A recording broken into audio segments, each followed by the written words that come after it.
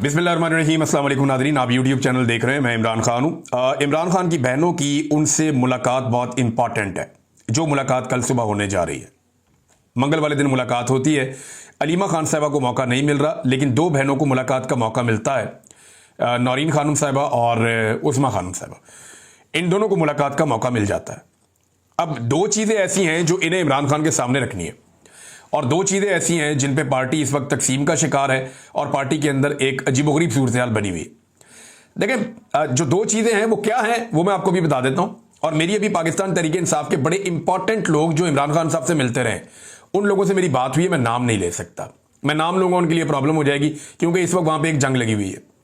तो मुझे मेरे सोर्स ने यह बताया कि वो दो चीज़ें कौन सी हैं जो इमरान खान के सामने 100% रखी जाएंगी, और अगर इसके पीछे एस्टेब्लिशमेंट है तो फिर कल इमरान खान साहब की उनकी बहनों से मुलाकात रोकी जाएगी, कोशिश की जाएगी।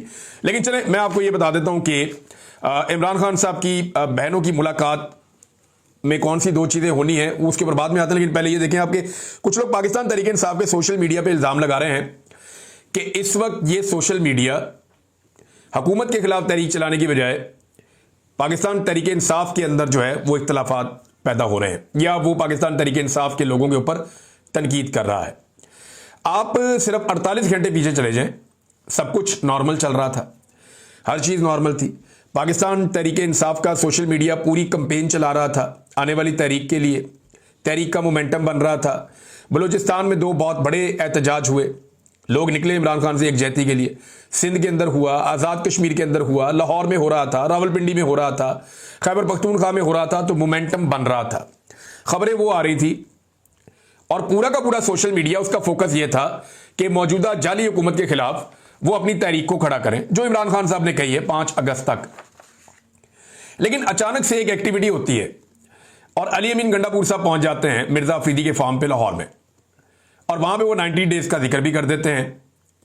और तीसरा, कोर कमेटी को इसके बारे में पहले पता ही नहीं था कि ये लाहौर जाना भी है। इन्होंने ये एंड टाइम पे इनको पहले बताया गया, और आलिया हमजा के बकौल उन्होंने कहा जी मैं इनका इस्तकबाल करना चाहती हूं, लेकिन उन्हें मना कर दिया गया आपने इस्तकबाल नहीं करना। लेकिन बाद में उन्हें किया गया कि आप वापसी पे इस्तकबाल कर दीजिएगा। तो वापसी पे तो इस्तकबाल नहीं होता ना, अलविदा होता है।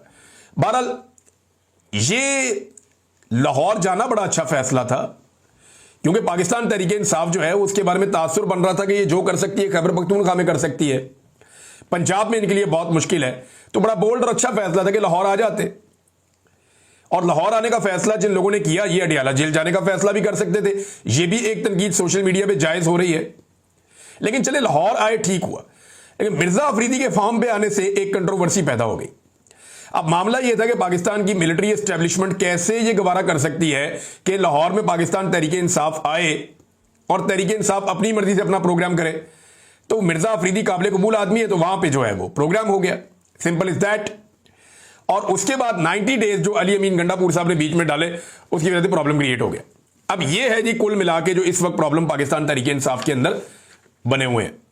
अब इनमें एक जो 90 डेज वाला मामला है उसमें क्लैरिफिकेशन अली अमीन गंडापुर की भी आ गई है, और उसके अंदर जो पार्टी के रहनुमा हैं, सेक्रेटरी जनरल वगैरह, उन्होंने भी एक क्लैरिफिकेशन दी है मीडिया से रब्ता करके। एक तो उन्होंने ये कहा अली अमीन ने कि जी मैंने अपने आप को डेडलाइन दी है, इमरान खान साहब ने जो 5 अगस्त का टाइम दिया हुआ है उस पर तहरीक चलेगी, और उसके ऊपर वही होगा जो इमरान खान साहब कहेंगे। लेकिन ये जो 90 डेज हैं ये मैंने अपने लिए दिए हैं कि अगर इन 90 डेज में मैं इमरान खान को नहीं छुड़वा सका तो मैं फिर सियासत छोड़ दूंगा, मैं अपना फैसला करके चला जाऊं। ये अली अमीन गंडापुर साहब ने अपने आप को टाइम दिया। बड़ी अच्छी बात है कि इससे पहले वो डेडलाइन दूसरों को देते थे, अब उन्होंने अपने आप को डेडलाइन दे दी है कि अगर बतौर अली अमीन गंडापुर मैं इमरान खान को रिहाई ना दिला सका 90 डेज में तो फिर मैं सियासत छोड़ दूंगा। ये उनका अपना एक डिसीजन है, और उन्होंने कहा जी इसको ऐसे देखा जाए, इमरान खान साहब के स्टेटमेंट के साथ इसको कंट्रोवर्शियल आप ना बनाएं। दूसरा, जहां तक मामला है ना मिर्जा अफरीदी का, यहां पे देखें 1 दर्जन के करीब ऐसे पाकिस्तान तहरीक इंसाफ के लोग हैं जो ये दावा करते हैं कि उन्हें इमरान खान साहब ने जेल से पैगाम भिजवाया कि वो सेनेटर बनेंगे। यानी बहुत सारे लोग हैं, अगर आप इनको गिनना शुरू करें तो ये 10 से ज्यादा बन जाते हैं जिन्होंने इलेक्शन लड़ना है सेनेट का। अब एक बात आप ध्यान में रखें कि पाकिस्तान तहरीक इंसाफ का टिकट जारी नहीं होना, सिर्फ हमायत जारी होनी है। सुप्रीम कोर्ट ऑफ पाकिस्तान के फैसले के बाद ये एक आजाद जमात है, ये आजाद एमपी है सारे, ये कहीं पे भी वोट डाल सकते हैं। वैसे भी अब सेनेट के इलेक्शन में सीक्रेट बैलेटिंग है, जो एमपीए चाहे जहां चाहे वोट डाल दे। अब मामला यह है कि टिकट तो इन्होंने जारी करना नहीं है, कागजात नामजदगी जमा हो चुके हैं, इलेक्शन जो है वो करीब आ रहा है, और जितने लोगों ने कागजात नामजदगी जमा करवाए वो सारे ये कहते हैं कि जेल से इमरान खान साहब ने पैगाम भेजा था मेरे लिए कि मैंने सेनेट का इलेक्शन लड़ना है। अब दो ही बातें हो सकती है ना, या तो जेल से आने वाले लोग झूठ बोल रहे हैं, या इमरान खान साहब ने मुख्तलिफ औकात में मुख्तलिफ लोगों के नाम ले लिए और वो नाम बढ़ते बढ़ते 10 से ज्यादा हो गए। अब सारे उम्मीद लगा के बैठे, तो ऐसे में कंफ्यूजन पैदा हो गई है। सबको लगता है कि उन्हें बनना चाहिए। कुछ लोग कहते हैं मिर्जा अफरीदी ने चंदा वंदा काफी दिया है, उसको बनना चाहिए। लेकिन चंदा कहां खर्च हुआ? वो कहते हैं चंदा खर्च हुआ जब पाकिस्तान तहरीक इंसाफ के इमरान खान साहब के केसेस चल रहे थे तो वकला को पैसे दिए। वकीलों से बात करो, वो कहते जी हमने पैसे ही नहीं लिए। फैमिली से बात करो, वो कहते जी पैसे हमने दिए। गंडापुर साहब कहते हैं कि उन्होंने जमीनें बेच के पैसे दिए। तो हर बंदे ने अपनी अपनी कहानी बताई हुई है कि पैसे यहां से आए, यहां से, तो एक्चुअली फिर पैसे गए कहां पे, ये समझ नहीं आ रही। दो नाम है नाजरीन ऐसे जो पैसे वाले लोग हैं सेनेट के इस मुकाबले में। एक का नाम फैजुर रहमान है और एक का नाम मिर्जा अफरीदी है। ये दो लोग हैं जो सरमाए के बलबूते के ऊपर सेनेटर बन सकते हैं। इनके पास सरमाया बहुत ज्यादा, पैसा बहुत ज्यादा है, फैजुर रहमान साहब और मिर्जा अफरीदी साहब। मिर्जा अफरीदी साहब का मैंने नाम लिया तो आपको पता है बहुत सारे लोगों को तकलीफ हुई, होनी भी थी। मिर्जा साहब को खुद भी अच्छा नहीं लगा होगा। मेरी उनसे कोई जाती लड़ाई नहीं है। मामला मिर्जा साहब का नहीं, मामला पाकिस्तान तहरीक इंसाफ का है। अगर ये पार्टी कहती है कि ये इनकलाब लाना चाहती है, अगर ये पार्टी कहती है कि ये गरीब आदमी की पार्टी है और ये एक तब्दीली लेकर आना चाहती है, तो फिर ये पार्टी इनकलाब के नाम के ऊपर सरमाएदारों को टिकट नहीं दे सकती, जिन्होंने वो टाइम इंजॉय करते हुए गुजारा हो जो टाइम आम आदमी ने जेलों में गुजारा और तकलीफें बर्दाश्त की, लीडर समेत सबने। तो ये फिर कंट्राडिक्शन वहां पे है। मिर्जा अफरीदी साहब का पूरा हक है कि वो सेनेटर बने, और बिल्कुल उन्हें पूरा हक है। उनके पास अगर पैसे हैं और वो इलेक्शन लड़ना भी चाहते हैं तो पैसे भाई उनको अल्लाह ताला ने दिए, वो जाने उनके पैसे जाने। लेकिन मेरा मानना यह है कि पाकिस्तान तहरीक इंसाफ वो अगर कुछ और कहती है और टिकट कहीं और देती है तो ये कंट्राडिक्शन है। तो बतौर सहाफी मुझे ये बात बतानी पड़ेगी। फैजुर रहमान साहब के पास भी बहुत पैसे। फैजुर रहमान साहब के मामले में क्योंकि मैंने इनके नाम की निशानदेही की है, तो एक मूंछों वाला आदमी जो अली अमीन गंडापुर नहीं है, वो अभी आपको थोड़े दिनों में मेरे पे भड़कता हुआ नजर आएगा। और मैं आपको पहले इसलिए बता रहा हूं कि जब वो भड़केगा तो आपने ये क्लिप निकाल के दिखाना है कि फैजुर रहमान का नाम लेने पर इस आदमी को कितना गुस्सा चढ़ा और ये मैदान में आ गया। क्योंकि वो आदमी फैजुर रहमान के लिए बड़ा कोशिश कर रहा था, बड़ा जोर लगा रहा था कि इन्हें सेनेटर बनाया जाए। तो ये दो सरमायादार हैं बीच में। बाकी 8-10 लोग जो हैं वो पाकिस्तान तहरीक इंसाफ के अपने हैं और वो वर्कर्स हैं, पुराने लोग हैं, वो भी कोशिश कर रहे हैं कि वो बन जाएं। और मुराद सईद के लिए बड़ी मुश्किलात हैं और उन्हें सेनेटर बनता हुआ नहीं देखना चाहती पाकिस्तान की एस्टेब्लिशमेंट। और इमरान खान साहब की प्रायोरिटी नंबर 1 के ऊपर मुराद सईद ही है। अब इमरान खान की बहनों जिन जेल में जाना है इमरान खान से मिलने के लिए सुबह कल, तो दो चीजें जो हैं वो इमरान खान साहब के सामने 100% रखी जानी चाहिए। और पार्टी के लोग कह रहे हैं कि ये तय भी हो गया कि ये दो चीजें अगर मुलाकात होती है तो इमरान खान के सामने रखी जाएंगी। नंबर 1 ये है कि एहतजाज पे इमरान खान साहब की क्लियर डायरेक्शन लेनी है।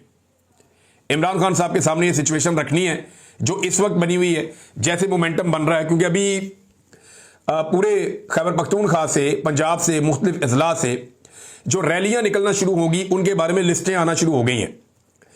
बाकायदा शेड्यूल जारी किया जा रहा है कि किस तरीके से एहतजाज का मोमेंटम बनता चला जाएगा। और ये जो मोमेंटम एहतजाज का बनता चला जाएगा, इसके अंदर पाकिस्तान तहरीक इंसाफ के जितने रीजनल सदूर हैं या मुख्तलिफ इलाकों के अंदर जो जिम्मेदारान हैं वो अपनी अपनी लिस्टें जमा करवा रहे हैं। कुछ जुनैद अकबर साहब ने कुछ शाया भी की हैं, कुछ जारी की हैं, कुछ और लोगों ने जारी की हैं। आलिया हमजा साहबा ने भी डेडलाइन दी हुई है पार्टी को। वो ये कह रही है कि जनाब आप या तो आप डट कर खड़े हो जाएं या फिर आप रास्ते से हट जाएं, या आप इस एहतजाज को और इस तहरीक को छोड़ दें और तहरीक हमें चलाने दें। और वहां पे उन्होंने आलिया हमजा साहबा ने बड़ा सख्त क्राइटेरिया बनाया हुआ है कि जनाब हम इकट्ठे होंगे, अब एहतजाज करेंगे, फाइनली जो है वो अब एक तहरीक चलानी पड़ेगी। ये उनका आलिया हमजा साहबा का एक बड़ा टेस्ट है। दूसरा, उन पर तनकीद भी हो रही है शेख वक्कास अकरम की ऑडियो लीक करने के मामले पर कि शेख वक्कास अकरम ने एक बात अगर उनके साथ की तो वो ऑडियो लीक नहीं होनी चाहिए थी। तो उन पर पार्टी में तनकीद भी हो रही है। मेरे ख्याल में पार्टी के अंदर जो बातचीत होती है उसको इस तरह से अगर लीक करेंगे तो ये तो फिर बेशुमार चीजें जो है ना, याद है आपको मरियम नवाज की भी लीक हो जाती थी ऑडियोज, परवेज रशीद के साथ बात कर रही है, किसी और के साथ बात कर रही है, शहबाज शरीफ के साथ, या इधर उधर वो लीक हो जाती थी। तो यहां पे ये लीक होने के ऊपर पार्टी के कुछ लोग जो हैं वो ब्लेम कर रहे हैं आलिया हमजा को कि ये नहीं होना चाहिए था। दूसरी चीज जो इमरान खान साहब के सामने रखी जाएगी वो ये है कि सेनेट के उम्मीदवार कौन कौन है। हतमी फहरिस्त आप जमा कराएं। जनरल नशिस्तों पे 5 सीटों से ज्यादा पाकिस्तान तहरीक इंसाफ मैक्सिमम 4 ही जीत सकती है। अब सिचुएशन ऐसी बन गई है, ये पाकिस्तान तहरीक इंसाफ के अपने लोग कह रहे हैं। अगर ये तरीके से चलते, समझदारी से चलते, तो शायद ये ज्यादा डेंट डाल सकते थे, लेकिन जो है वो 4 सीटें इनकी पक्की हैं। तो वो कौन से 4 सेनेटर हैं? एक तो मुराद सईद इमरान खान साहब कहेंगे, उन्हें कंफर्म करेंगे। उसके बाद बाकी कौन है? एक जो है फैसल जावेद खान, ये 2 तो कंफर्म है। बाकी 2 कौन होंगे? अब इसके अंदर फड्डा पड़ा हुआ है कि सरमायादार होंगे या पाकिस्तान तहरीक इंसाफ के नजरियाती लोग होंगे। इस पे इमरान खान साहब क्लियर डायरेक्शन दे सकते हैं। उनकी बहनों की उनसे मुलाकात है, अगर मुलाकात करवाई जाती है तो पता चल जाएगा कि इमरान खान साहब ने क्या कहा। अब नादरीन, अब पाकिस्तान तहरीक इंसाफ के लोग जो हैं वो अब ये कह रहे हैं जनाब कि ये जो लड़ाई पड़ गई है, इस लड़ाई को इत्तफाक राय में तब्दील किया जाए और लड़ाई खत्म की जाए। तो कुछ कोशिश हुई है पाकिस्तान तहरीक इंसाफ में। मुझे कुछ लोगों ने कहा जी हमने राब्ते किए हैं क़यादत से, और हमने कहा जी कि कारकुन के ऊपर असर पड़ता है तो आप आपस की लड़ाइयां बंद करें और सोशल मीडिया पे एक दूसरे को बुरा भला कहना बंद कर दें और हमें चीज़ों को नॉर्मलाइज करने दें। हमें तहरीक की तरफ जाना है, इससे कन्फ्यूजन पैदा हो रही है। शौकत बसरा साहब ने एक ट्वीट किया और शौकत बसरा साहब ने कहा कि जब तहरीक इंसाफ इमरान खान की हदायत पर तहरीक की तैयारी कर रही है, इन हालात में जब इत्तेहाद की ज़रूरत है और वो पार्टी के ओहदेदारान और जिम्मेदारान जो पार्टी के अंदरूनी मामलात को पार्टी में हल करने की बजाय पब्लिक में लेकर जाते हैं, वो इमरान खान और तहरीक इंसाफ से मुखलिस नहीं है। ये शौकत बसरा साहब ने कहा। और वैसे मैं आपको एक खबर दे देता हूं कि पाकिस्तान के मीडिया को, क्योंकि मैं मीडिया से मेरा ताल्लुक है, जितने प्रोड्यूसर हैं सब दोस्त हैं, जो अहकामात आते हैं एस्टेब्लिशमेंट की तरफ से, हुकूमत की तरफ से, वो हम तक भी पहुंच जाते हैं कि ज़बानी कलामी अहकामात क्या आ रहे हैं आजकल, क्या ट्रेंड में चल रहा है। तो टॉक शोज में और टीवी चैनल्स को ये अहकामात दिए गए हैं कि जितना हो सकता है पाकिस्तान तहरीक इंसाफ की अंदरूनी लड़ाइयों को उठाया जाए।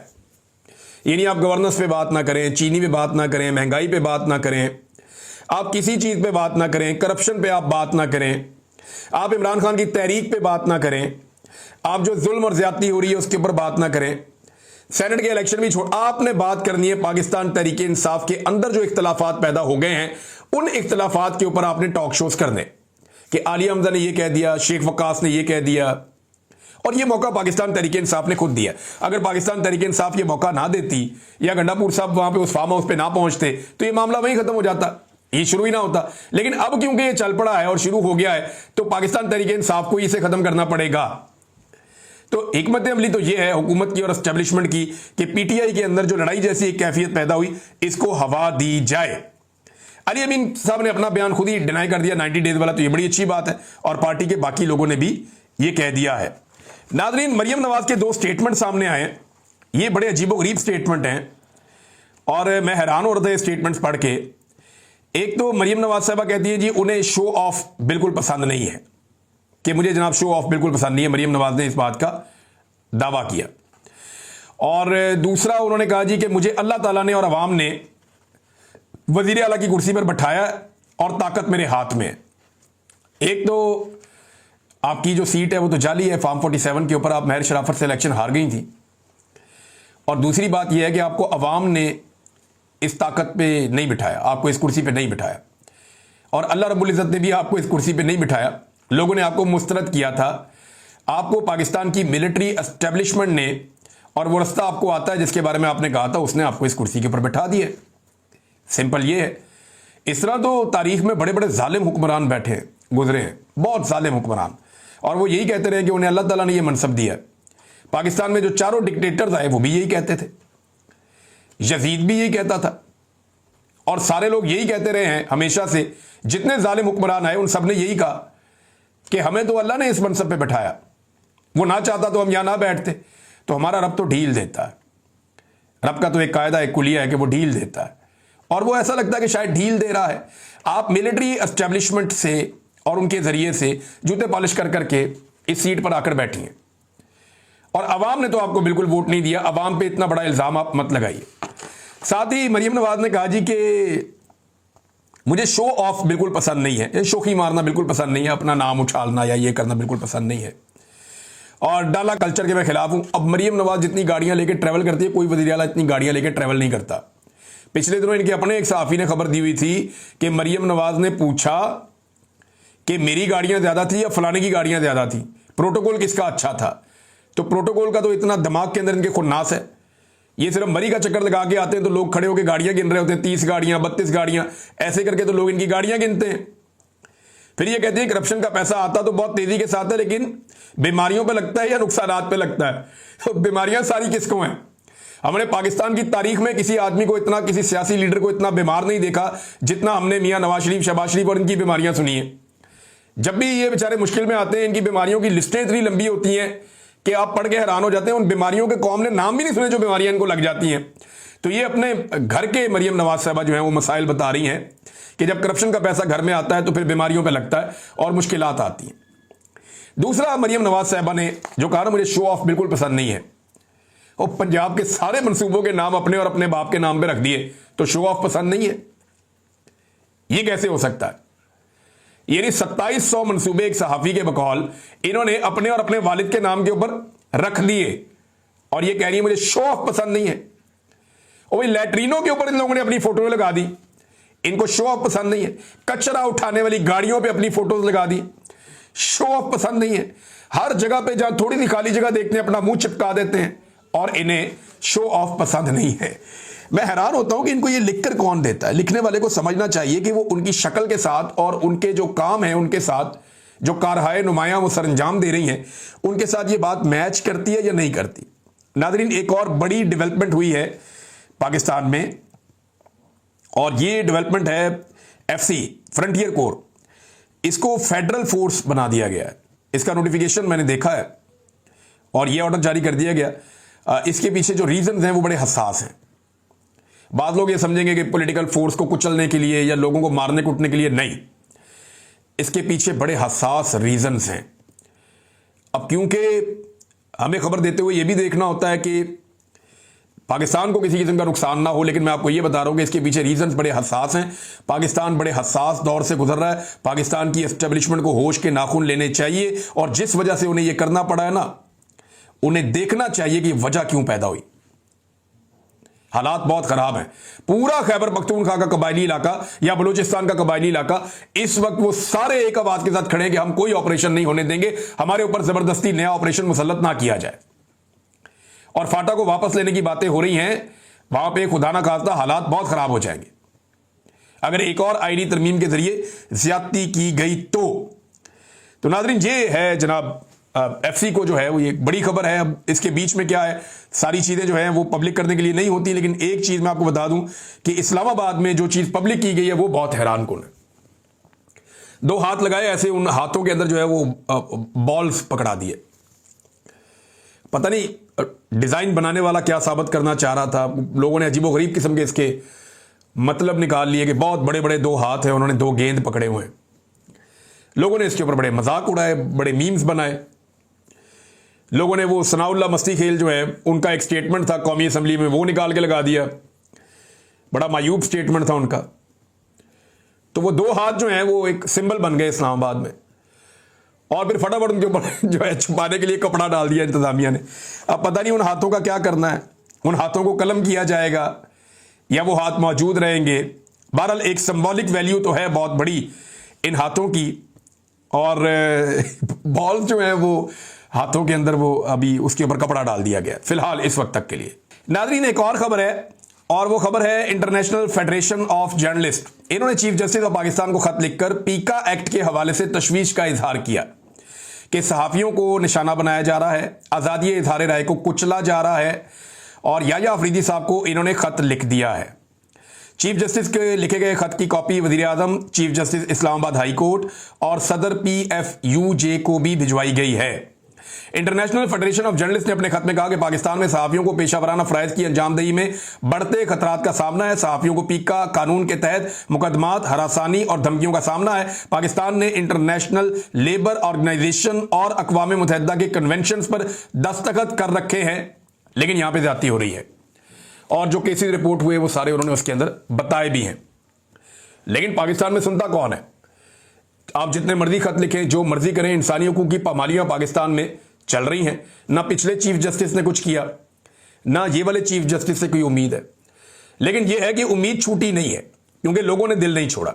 एक दिन आएगा कि लोग अपनी आज़ादी हासिल करेंगे और इंसानी हकूक़ की पामालियां बंद होंगी, आज़ादी इज़हार राय होगा, पाकिस्तान के अंदर जमहूरी इक़्तिदार होंगी, पाकिस्तान में लोगों के मैंडेट का एहतराम किया जाएगा और इदारे अपनी हुदूद में वापस जाएंगे। एक वक्त आएगा, जल्दी हो सकता है, देर से हो सकता है, लेकिन यही हमारी मंजिल है। अब तक के लिए इतना ही। अपना ख्याल रखिएगा, अपने इस चैनल का भी। अल्लाह हाफ़िज़।